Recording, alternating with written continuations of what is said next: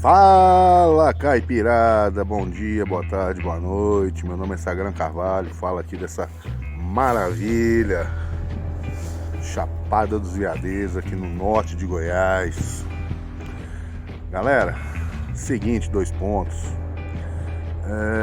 Você sabia que a Dilma Rousseff, apesar de toda a propaganda existente, ela não foi a primeira mulher a literalmente governar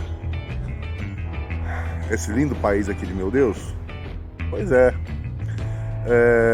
Antes dela, nós tivemos, bem ali no final no processo de independência do Brasil, a Leopoldina sendo regente de Dom Pedro, governando através da regência de Dom Pedro o Brasil, com o apoio de Bonifácio, né? Embora alguns historiadores não concordem que ela era, mas de fato ela foi, naquele momento ali ela era regente. E também nós tivemos a Princesa Isabel do Brasil, Sua Alteza Imperial, já no segundo reinado. Ela foi regente em 3 períodos no governo brasileiro, né? Durante 3 viagens do imperador Dom Pedro II. Inclusive, numa dessas regências, ela assinou a Lei Áurea. E é sobre ela que nós vamos falar hoje, entendeu? Sobre esse período, sobre essas 3 regências de Sua Alteza Imperial, Princesa Isabel do Brasil. Aguenta aí que vai vir coisa boa. Tenha só paciência, beleza? Abraço, galera, um bom dia, boa semana e muita fé, porque o homem lá de cima não deixa a gente na mão, não. Abração.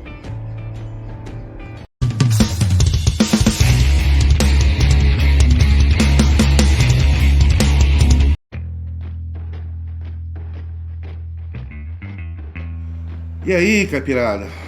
Vamos ao que interessa? Como eu prometi, vamos falar um pouquinho aqui das regências da Princesa Isabel no Brasil Imperial, né? No Brasil Império, segundo reinado. O ano de 1871 marcou a primeira regência da Princesa Isabel no Brasil. A filha de Dom Pedro II, a primeira brasileira a administrar a nação, sendo regente do Império e a última princesa imperial do Brasil. Como brasileira, ela realmente foi a primeira mulher a administrar o Brasil.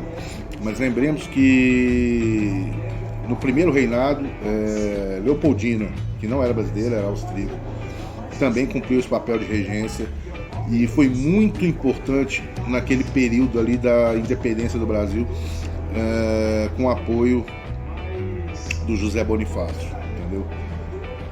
Inclusive no 7 de setembro, né, lá nas margens do Ipiranga, o governo estava sob a regência de Leopoldina.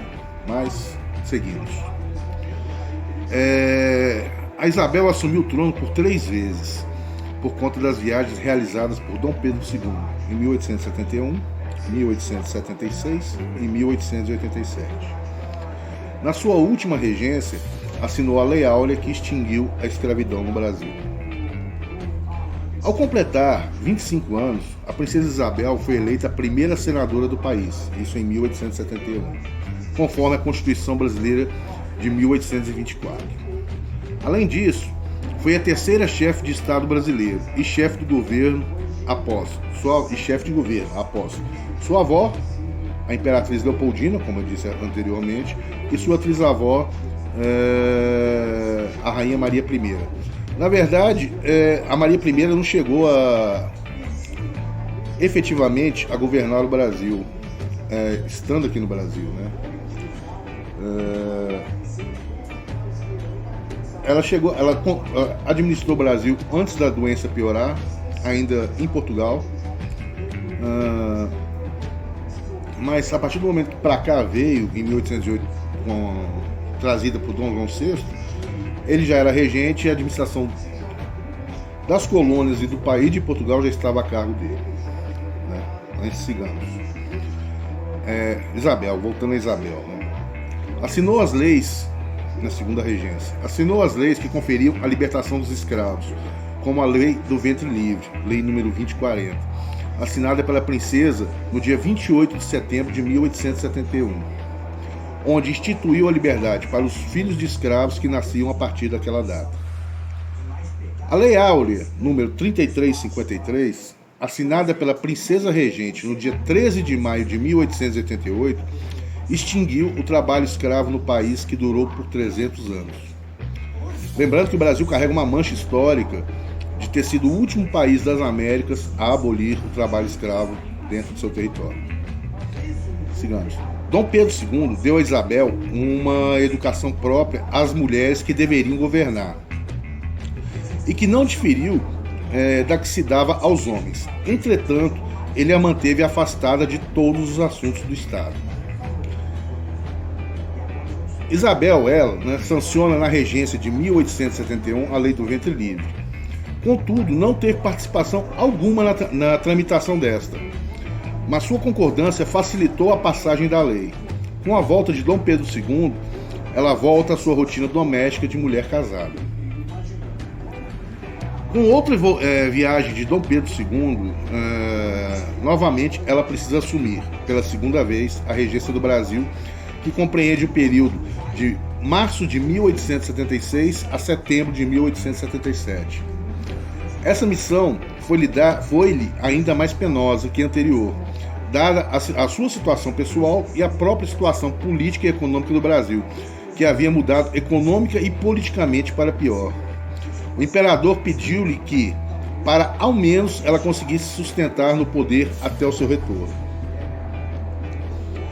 A imprensa continuava cada vez mais, e muitas vezes de maneira agressiva, a denegrir a imagem de Isabel, taxando-a de carola e retrógrada por suas práticas religiosas e de incapaz por ser mulher, exemplo do comentário feito no jornal A Metralha, de 23 de novembro de 1888, que ironiza, aspas, Isabel I, pobre burguesa, sabendo um pouco de piano e canto, muito carola, casada com um príncipe vencedor de asneiras bélicas, roubou ao povo a iniciativa da abolição, fecha aspas. Assim como esse periódico, muitos outros questionavam sua capacidade. Os jornais, acreditando e fazendo acreditar nisso, colocava já o seu marido, o Conde d'Eu, como o futuro governante, o que mais desagradava a todos, por imaginarem um estrangeiro no poder. Ele era francês. Os políticos opositores e mesmo os aliados de seu pai não acreditavam que ela tivesse capacidade para estar à frente do executivo. Em sua última regência, com a doença do pai se agravando dia a dia, e na iminência de Dom Pedro II não retornar da viagem, fez com que a princesa tomasse decisões por si só. Desta vez não houve recomendações do imperador quando partiu. Talvez a partir deste momento ela tomasse ciência do que enfrentaria como governante e a imperatriz começa a tomar forma. Vai mostrando que não era alienada do mundo, da política, pois com a intenção de passar o projeto da abolição completa, sabia que com o ministério que ali se encontrava, jamais o projeto passaria. Isabel cobra atitudes do ministério, que não resistindo às pressões, pede demissão. O que ela assina rapidamente, destituindo assim a casa em cuja frente estava o barão de Cotegipe, que ela sabia ser conservador, porém escravocrata, pois conhecia aquelas pessoas e mais, tinha ciência de quais eram suas atribuições e seus poderes. Mandou buscar o conselheiro João Alfredo, que não se encontrava na corte, porque sabia que com ele à frente do ministério ela passaria o projeto. E conseguiu. É provável, portanto, que a princesa Isabel não fosse aquela incapaz que os homens do governo a julgavam. Ela conhecia os trâmites do poder, bem como a estrutura governamental, pois sabia que somente o imperador, ou no seu caso, a regente, poderia desmontar um ministério e nomear outro. Talvez ela não tivesse articulado a mudança ministerial. Se ela não tivesse articulado a mudança ministerial, não teria feito passar o projeto de abolição total e sem indenização, tal como ela queria. Sendo assim, a princesa Isabel deixa de ser somente a mão que assina, como no caso da lei do ventre livre, e passa a ser definitivamente um agente ativo no processo da abolição, embora ciente de que esse ato poderia custar, como custou, a sua coroa. Mesmo antes da libertação, ela já atuava em clubes abolicionistas, com campanhas de arrecadação de verbas para comprar alforrias, comprovada em carta de 9 de abril de 1886, do Conde de ao Barão de Mamoré, onde consulta sobre a participação da princesa num comitê de libertação de escravos no município, chegando até, segundo registros do diário de André Rebouças, a esconder escravos fugidos. Os republicanos temiam o futuro do movimento frente ao chamado isabelismo. Quintino Bocaiúva, redator do jornal O País e um dos fundadores da República Brasileira, afirmara sinceramente, às vésperas da explosão revolucionária de 15 de novembro, o golpe, que sem o exército viriam o terceiro, o quarto e o quinto reinados. E deveriam ter vindo. Esperava-se que a morte do imperador Pedro II fosse a solução natural. O povo não esperava a vinda da república. O povo naquela época não era republicano, era monarquista. Isso tem que ficar bem claro. Não houve proclamação, houve um golpe. Mas sigamos. Só se pensava no futuro reinado da imperatriz Isabel I. Nem mesmo o Partido Republicano esperava a proclamação da República, que só se soube das boas novas no próprio dia 15 de novembro de 1889.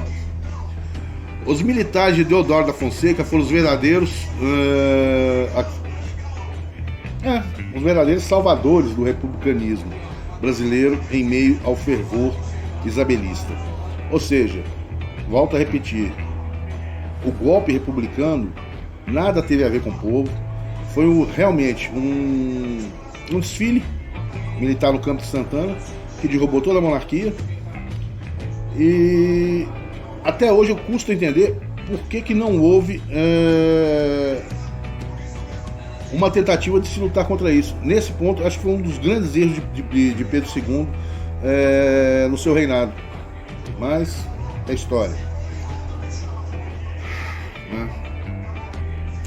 Os opositores do terceiro reinado sofreram um choque excessivamente desagradável quando Dona Isabel, na qualidade de regente, não só assumiu a liderança da luta contra a escravidão, como conseguiu aboli-la.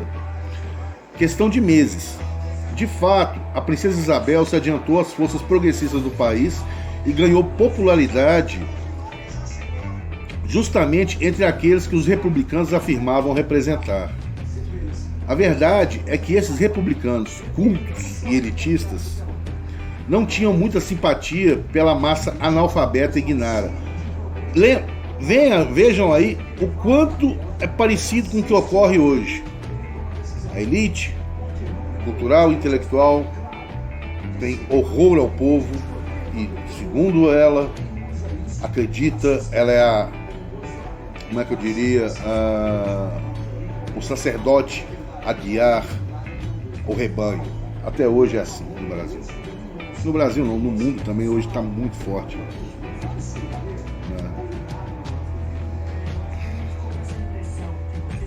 A nova aliança entre a princesa e a ralé fez subitamente com que o terceiro reinado parecesse bem menos ilusório e inviável do que se supunha.